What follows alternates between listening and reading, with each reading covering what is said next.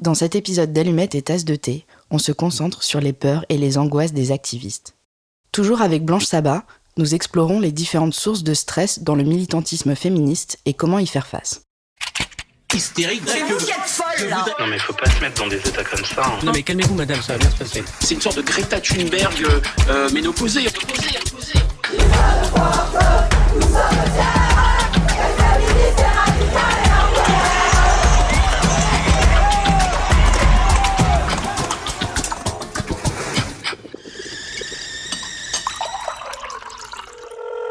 Salut, c'est Julie Kael, c'est moi. Je me laisse encore un message à moi-même pour vous parler. En gros, il fallait que je vous explique. Vous vous en doutez, la discussion avec Blanche était méga passionnante. Déjà, ça a duré quasiment 2 heures. Mais du coup, mon producteur, bon, il est adorable, hein, mais ça reste un mec. Son cerveau a failli quitter la conversation. En vrai, je suis d'accord avec lui. Ça a fait un peu beaucoup là, donc on va couper l'épisode en 2. Aujourd'hui, on va parler des peurs et des angoisses plutôt liées à des menaces qui viennent de l'extérieur. Et la prochaine fois, on parlera d'angoisses plutôt internes, par exemple sur son propre comportement ou qui sont créées par la communauté elle-même. On parlera de légitimité, de pureté militante. Voilà. Bon épisode. Bisous. Pour le sens commun, la peur est une émotion qui paralyse la personne qui la ressent. Souvent qualifiée d'émotion négative, la peur est régulièrement associée à une envie d'esquive en psychologie et à des réflexes comme la fuite, l'inhibition, la démobilisation et le désengagement lorsqu'il est question de militantisme. La peur pousse à fuir, à se mettre à l'abri. Si j'ai peur de sauter à l'élastique, je descends du parapet et je m'éloigne du vide. La chercheuse Mélissa Blay a étudié les conséquences de la peur sur l'engagement féministe. Elle démontre que cette émotion n'empêche pas les militantes d'agir. Elle peut au contraire être un moteur d'action. Car pour les femmes, s'éloigner de l'espace public et renoncer à la liberté n'est pas une option à long terme. Alors, la peur devient une motivation pour agir. Avec la colère et d'autres émotions dont nous parlerons dans les épisodes à venir, elle est à l'origine, au fondement de l'engagement féministe individuel et collectif. Dans un épisode d'émotions à emporter, Pauline Boulet s'intéresse au collage et au sentiment de puissance qu'il provoque, à la question de l'empouvoirment. Voici ce qu'elle raconte, c'était la première fois qu'elle avait vu un collage dans sa ville. Est-ce que j'avais peur avant de lire le collage ? Peur d'être seule dans la rue, peur de faire une mauvaise rencontre ? Peut-être inconsciemment. Mais après avoir vu le collage, c'est certain, je n'avais plus peur de rien. J'ai décidé de suivre des camarades lors d'une session proche de la place de la Nation à Paris pour les interroger sur leur rapport au collage et à la peur. Marthe, Clara, Zoé et Ritz expliquent très bien l'utilité de ce mode d'action militant. Et après, ça fait des grumeaux et c'est pas trop... Ouais, je pense que c'est pas mal. Je me rends pas compte. Oh, pardon, excuse-moi. Tu veux me donner ta banane ? Non, en fait, je vais la mettre dans mon sac. Comme ça. Comme ça, je suis sûre de ne pas l'oublier dans le sang. Ouais, ça déclenche la curiosité aussi chez les gens qui sont pas concernés. Bon, après, ça, c'est d'autres questions, mais ça débloque des tabous aussi, je pense, des choses qu'on n'a pas forcément le réflexe de parler de règles à nos garçons, alors qu'il n'y a pas de raison, finalement. Ouais, et puis ce collage-là dans la rue, c'est d'autant plus important que c'est là qu'on expérimente tout et... La peur, le harcèlement, tout à fait. Ouais. Il n'y avait jamais fait le gars.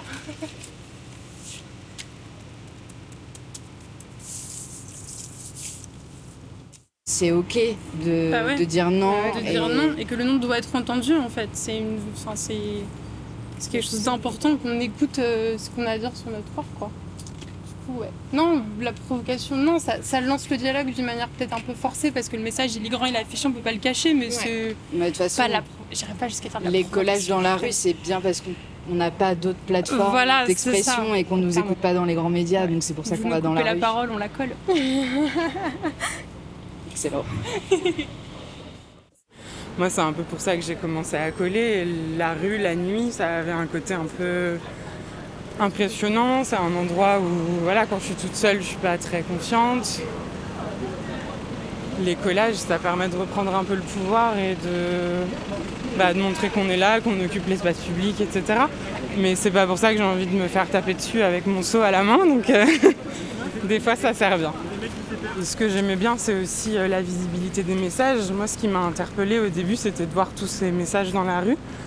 Je me disais, waouh, c'est quand même super fort quand on voit des... Enfin, je sais pas, les premiers que j'ai vus, c'était « Tu n'es pas seul on te croit, c'est des mots qui résonnent quand même beaucoup dans, je pense, beaucoup de vécu perso. Du coup, c'est un peu pour ça que j'ai décidé d'aller coller. Et puis après, ouais, quand on est, je sais pas, 5-6 en train de coller et que les gens osent pas trop s'approcher ou qu'ils sont curieux, mais on sait pas trop si c'est bienveillant ou pas, bah, c'est quand même... ouais, il y a un petit côté un peu empouvoirant. Et ça fait du bien de pas être toute seule dans la rue et de pouvoir faire passer des messages qui sont super forts, quoi. Et c'est vrai que par rapport à ce que tu disais sur le côté inquiétant de la rue, le fait de voir ces messages-là, quand toi tu rentres, ça te fait tellement du bien, ça tellement. Rassure. Mais tellement. Parce que le collectif est là dans la rue, même quand t'es toute seule et que... Ouais.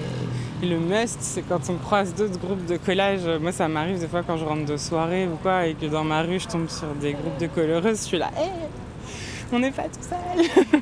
Et je trouve que c'est trop cool. Après, j'interagis pas trop avec des groupes que je connais pas, parce que je sais que ça peut faire un peu peur quand il y a des gens comme ça, random, qui débarquent et qui commencent à te parler. Donc voilà, mais juste de les voir en action, je me dis, bon, bah c'est bon, là, je suis safe, je peux rien m'arriver, c'est trop cool. L'activisme décharge de l'adrénaline et peut concrètement libérer de la peur, aider à se sentir puissante ou puissant. Ça permet de se réapproprier l'espace public aussi, de dire on existe, voici la preuve sur les murs. Oui, c'est ça, c'est que de par l'invisibilité qui nous est imposée au quotidien, on reprend un peu de place en forçant un peu, certes, mais c'est pas aussi violent que ce qu'on peut se manger dans la gueule toute la journée, toute la vie, quoi. Donc je trouve que c'est minime, quelques feuilles A4 sur ton mur qui vont finir par s'en aller avec 2 coups de pluie, comparé à ce qu'on peut vivre au quotidien en tant que, je parle pour ma part, tu vois, de femme racisée.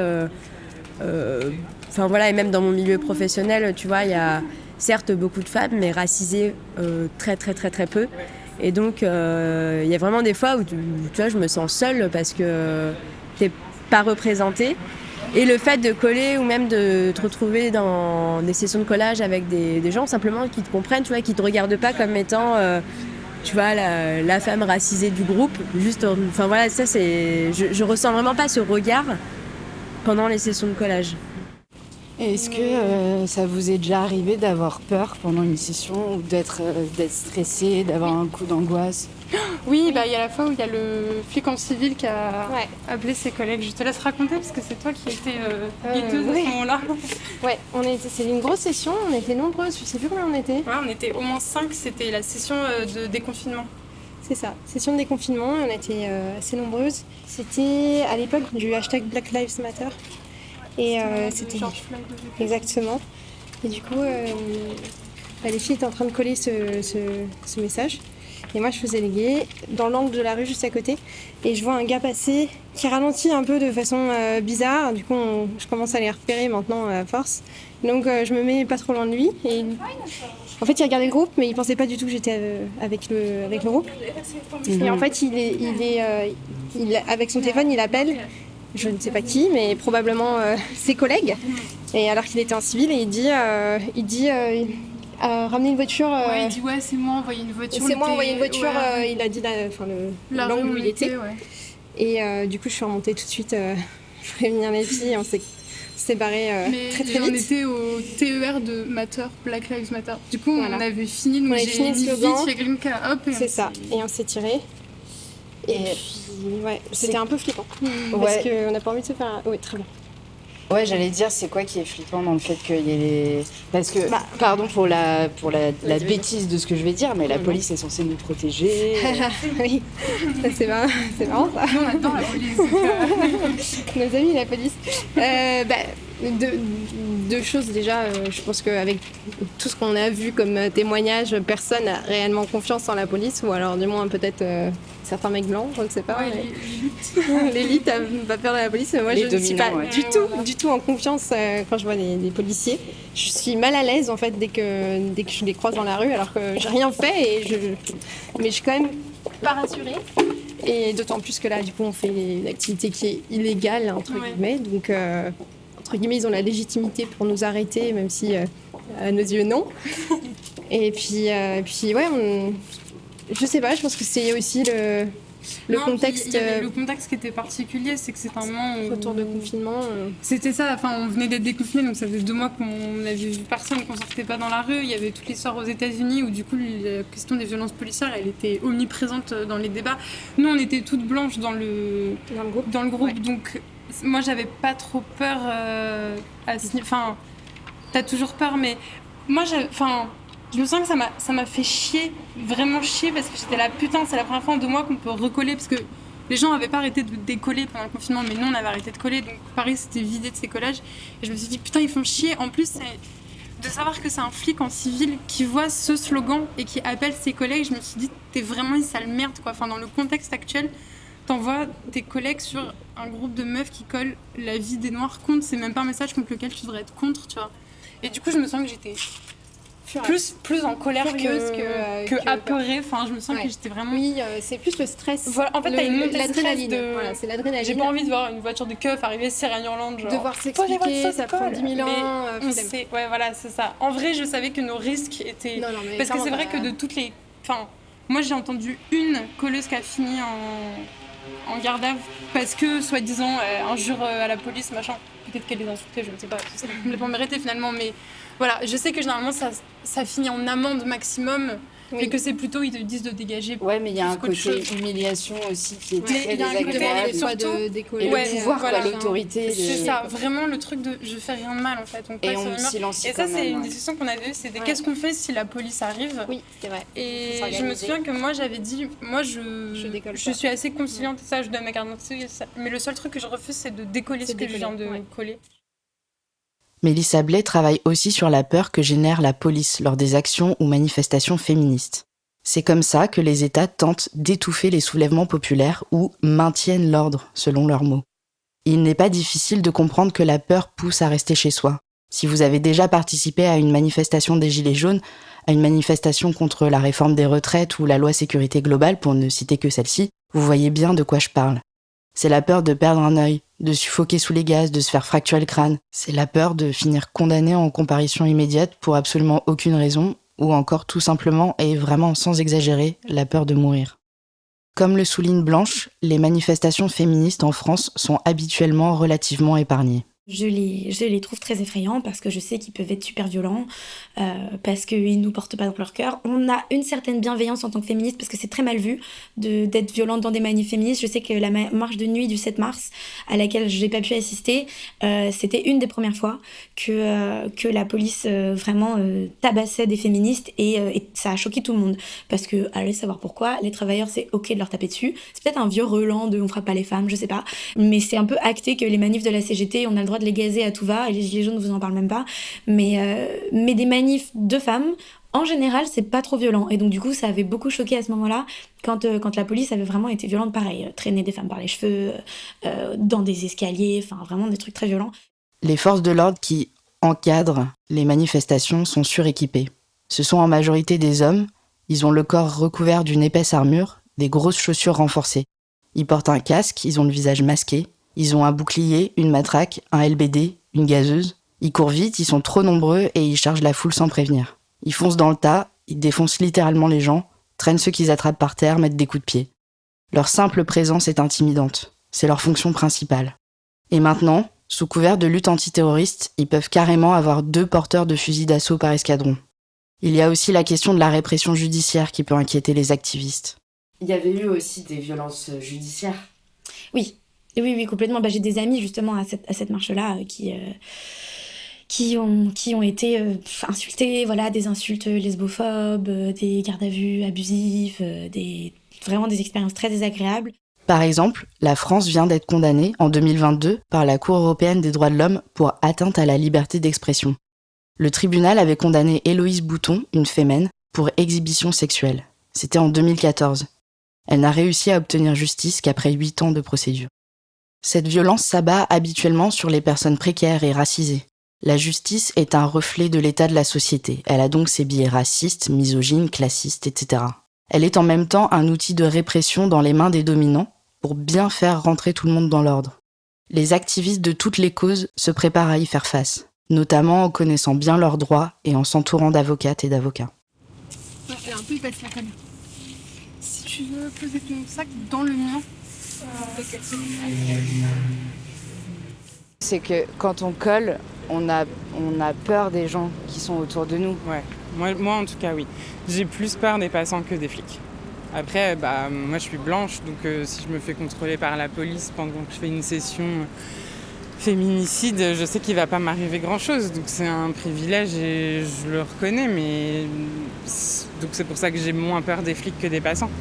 Mais normalement, je vais pas me faire agresser par les flics alors que je me suis déjà fait agresser par des passants et des gens auxquels on ne s'attend pas du tout, qui débarquent comme ça, qu'on n'a pas vu arriver, où on ne se doutait pas que ça pouvait être une personne violente ou quoi, et qui littéralement pètent un câble parce qu'on est en train de coller un truc sur un mur, quoi. Et ça, c'est Jean-Michel, 65 ans, père de famille. Pas que. J'ai eu des Jean-Michel plus jeunes, j'ai eu des femmes aussi, et ça c'est plus... Moi ça me rend un peu triste du coup de voir que des femmes ne sont pas capables d'entendre ces messages-là. On m'a déjà jeté des bouteilles d'eau ou crié des insultes depuis des balcons. Coller dans la rue, ce n'est pas anodin. On prend la parole dans un espace qui ne nous appartient pas aux yeux des autres. On laisse une trace de notre passage. Un jour, je colle avec une amie un simple « révoltez-vous » sur un mur qui n'appartient à personne. Un homme, après nous avoir hurlé dessus pendant quelques minutes, s'en va finalement en nous disant « Je vais revenir avec de l'essence et je vais te brûler toi et ta mère !» C'était hyper flippant. À Montpellier, un automobiliste menace de viol un groupe de coloreuses. Puis il revient quelques minutes plus tard et les renverse délibérément. Heureusement, pas de blessés mortels.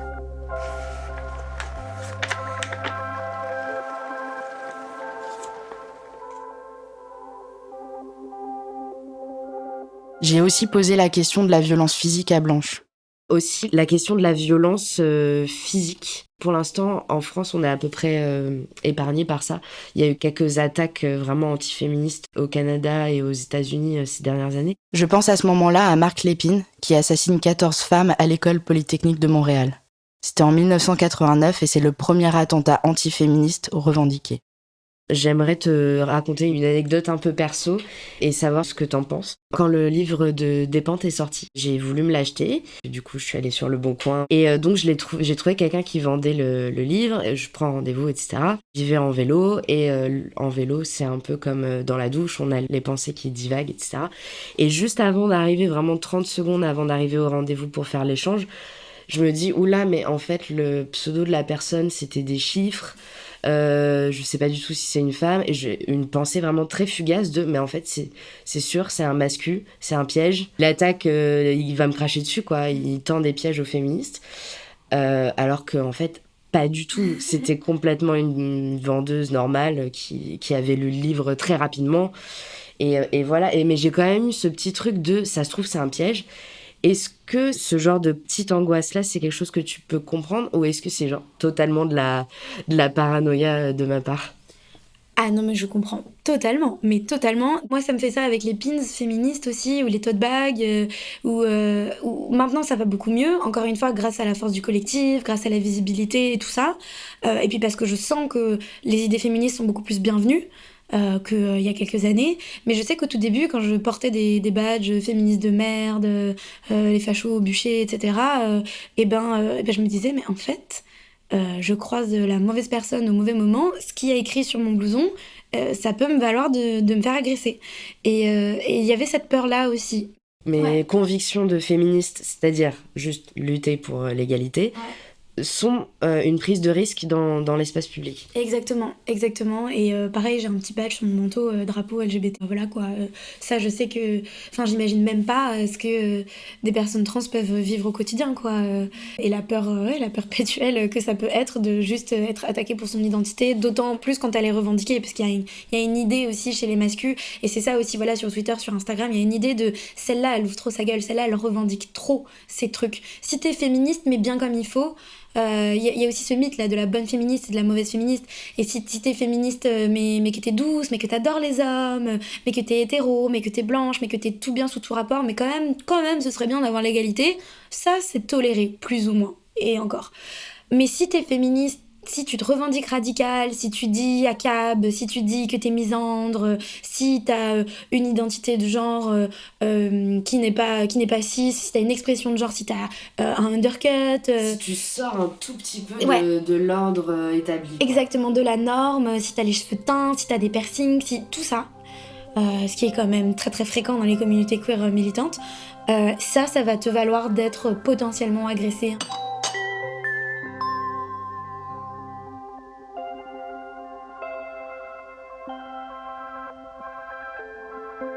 Marion Séclin, Cécile Duflot, Rokhaya Diallo, Pauline Armange, Sandrine Rousseau. Les streameuses sur Twitch, les youtubeuses, les sportives, les journalistes. Toi, tu es une personnalité publique. Tu es engagée publiquement, tu as un compte avec plus de 90 000 abonnés. Est-ce que tu peux nous parler de cyberviolence ? Est-ce que ça crée concrètement dans ta tête et dans ton corps de subir de la cyberviolence ? On va dire que ça va restreindre, encore un peu exactement comme ce que je disais au début pour l'espace public, mais là pour l'espace virtuel, ça va restreindre ma liberté et ça va restreindre mes champs d'action. Par exemple, je ne vais pas sur Twitter, je sais pas si je vais un jour me créer un compte Twitter, parce que je sais quelle violence il y a contre les femmes et les minorités de genre sur cette plateforme, et ça me fait peur. Et je n'ai pas envie de m'infliger ça. Et donc du coup, je ne prends pas la parole sur cet espace, alors que je pense que j'aurais plein de choses à dire. Et donc ça, c'est vraiment une illustration hyper concrète de à quel point il y a des portes que je me ferme toute seule, parce que j'ai peur qu'on soit trop violent avec moi. Et parce que j'ai pas envie que ça m'arrive. Après... Donc c'est une forme d'intimidation, de silenciation, c'est ça. C'est hyper violent, C'est ça. On t'empêche de parler. Exactement. On restreint l'accès à la parole sur... une certaine plateforme, un certain espace. Je dis, être harcelé pendant des mois, c'est un jour ne plus se reconnaître. Mettre des années à admettre qu'on ne reviendra pas, celle qu'on était avant a jamais disparu. C'est avoir peur au quotidien et devenir quelqu'un d'autre. C'est la honte que quelqu'un ait cherché ton point faible, l'ait trouvé et t'ait détruite. La honte que ce soit si facile et que tout le monde s'en foute. Salomé Saké, journaliste notamment pour Blast, en parle également très bien. Ce n'est pas toujours évident de lire des horreurs sur soi sur les réseaux sociaux, de se faire accuser de tout et n'importe quoi, de recevoir des insultes en privé. Parfois jusqu'à avoir peur dans la rue. Même si l'écrasante majorité de ceux qui viennent me voir le font avec bienveillance, on m'a déjà arrêté pour me dire que je faisais mal mon travail, qu'il fallait que j'arrête de dire que j'étais journaliste. Et je vous assure que lorsque c'est un homme d'1m90 qui vous dit ça, vous répondez juste « Ok, oui, je suis pas vraiment journaliste. Bonne journée ». Tout ça est épuisant. Je parle pas mal de cette haine en ligne, parce qu'elle me touche, parce qu'elle touche toutes les personnalités exposées que je connais, surtout les femmes. C'est un véritable obstacle. Ne croyez pas une seconde que c'est anecdotique. Je suis plutôt du genre solide, persévérante, et de manière générale, j'encaisse plutôt bien les coups. Pourtant, hier, en annonçant ce qui était censé être une bonne nouvelle, un nouvel emploi, je n'étais même pas heureuse. J'étais anxieuse. J'ai assisté récemment à une rencontre publique organisée par nous toutes pour parler de la marche contre les violences sexistes et sexuelles du 19 novembre. Bienvenue dans cette soirée Nous Toutes. On va commencer. D'abord, je voudrais dire que ça fait un grand plaisir de se retrouver en présentiel dans un événement féministe. Lexi devait y participer. C'est la militante derrière le génial compte Instagram Aggressively Trans et l'autrice de l'essai Une histoire de genre. Elle n'a pas pu venir parce qu'elle a reçu des menaces de la part de transphobes disant qu'elles avaient réservé leur place et qu'ils avaient hâte de la faire taire en personne. Elle a réussi à ne pas être totalement silenciée parce qu'elle a fait une vidéo pour partager son travail. Mais cette intimidation l'a privée de sa liberté de venir échanger avec ses sœurs de lutte. Elle n'a pas pu venir expérimenter cette solidarité qui fait tant de bien. On lui a fait peur pour l'isoler. C'est extrêmement violent.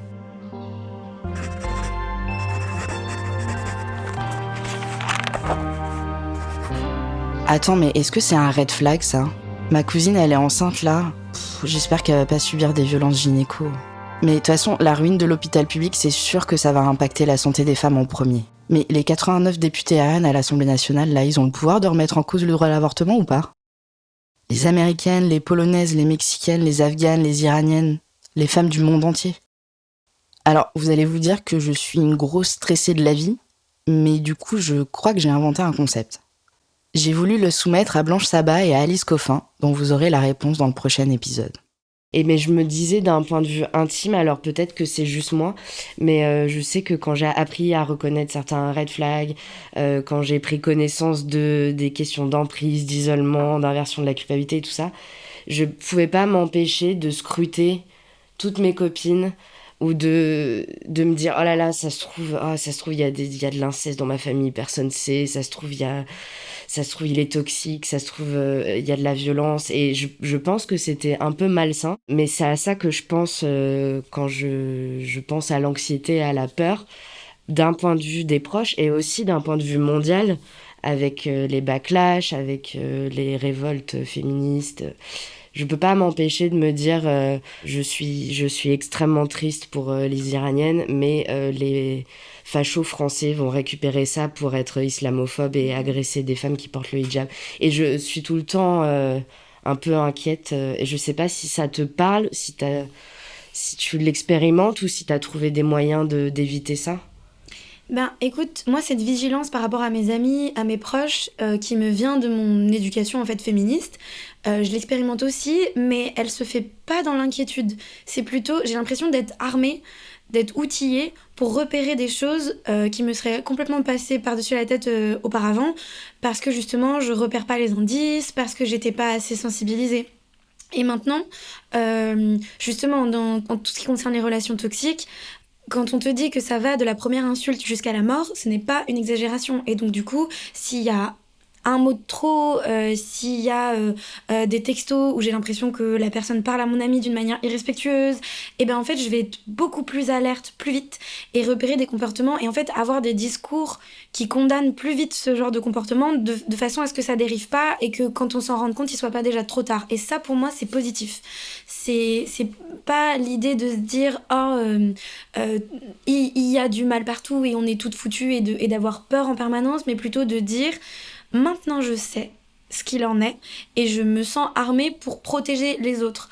Et ça m'arrive souvent en fait de tenir un discours, parfois qui va pas être bien reçu, parce que les personnes ont pas envie forcément d'entendre ce que j'ai à dire, ont pas envie de remettre leur couple, qui par ailleurs comporte beaucoup d'amour, en question, ont pas envie de voir des choses pas belles dans des histoires qui peuvent être très agréables par ailleurs.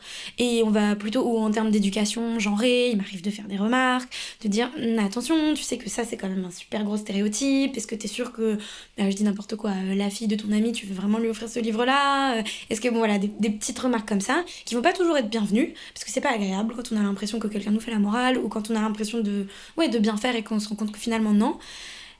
Et parfois ça mène à des discussions, et parfois ça mène à des engueulades. Et petit à petit, en tout cas la graine est plantée, et c'est très fréquent qu'on revienne vers moi a posteriori, qu'on me dise tu sais, après cette dispute, j'ai vachement réfléchi, et puis j'ai vu telle chose. Moi j'essaye aussi, je trouve que donc l'humour, la pédagogie, c'est mes deux chevaux de bataille, c'est ce que j'essaie de faire partout dans mes BD, de faire marrer et d'être accessible, parfois pour parler de sujets très graves et parfois pour parler de concepts très compliqués. Et je crois aussi vachement au soft power.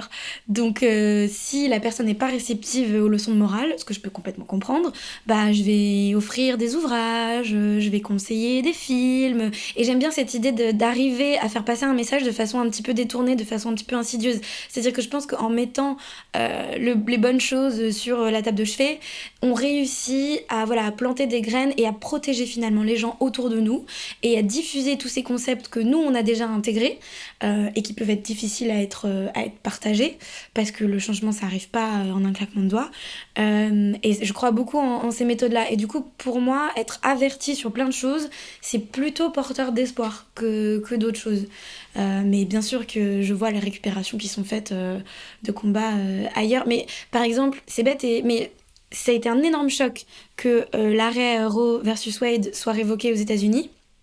C'était atroce, mais ça a eu ça de positif avec des énormes guillemets, que maintenant on peut plus nier que l'avortement c'est toujours un sujet, et qu'il est impératif de sensibiliser les jeunes générations sur le combat contre l'interdiction de l'IVG et le militantisme féministe. C'est-à-dire qu'on a prouvé que si on n'était pas ultra vigilante pour nos droits en permanence, ils pouvaient être révoqués là pour le coup en un claquement de doigts.